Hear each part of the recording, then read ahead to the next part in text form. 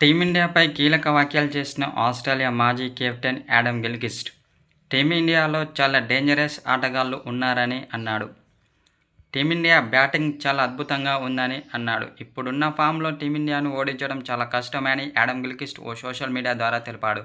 ఎందుకంటే team India batting lineup 8వ wicket వరకు ఉన్నది. ముఖ్యంగా టీమిండియాలో అభిషేక్ శర్మ, సంజూ శాంసన్, తిలక్ వర్మ, సూర్యకుమార్ యాదవ్, హార్దిక్ పాండ్యా, శివన్ దుబే లాంటి డేంజరస్ ఆటగాళ్లు ఉన్నారు. అయితే వీళ్లు ఉన్నంత వరకు టీమిండియాను ఓడించడం చాలా కష్టమని అన్నాడు. ఇప్పటి వరకు టీ20లో నెంబర్ 1 టీమ్గా టీమిండియా కొనసాగుతుందని అన్నాడు. అదేవిధంగా బౌలింగ్ పరంగా చూసుకున్నట్లయితే హర్షదీప్ సింగ్, జస్ప్రీత్ బుమ్రా చాలా అద్భుతంగా బౌలింగ్ చేస్తూ ప్రత్యర్థి బ్యాటర్లను కట్టడి చేస్తూ తక్కువ పరుగులకే పెవిలియన్ బాట పట్టిస్తున్నారు. కాబట్టి రెండు విధాలుగా చూసుకున్నట్లయితే బ్యాటింగ్ పరంగా, బౌలింగ్ పరంగా టీమిండియా అన్ని టీంల కంటే బలంగా కనిపిస్తుందని అన్నాడు.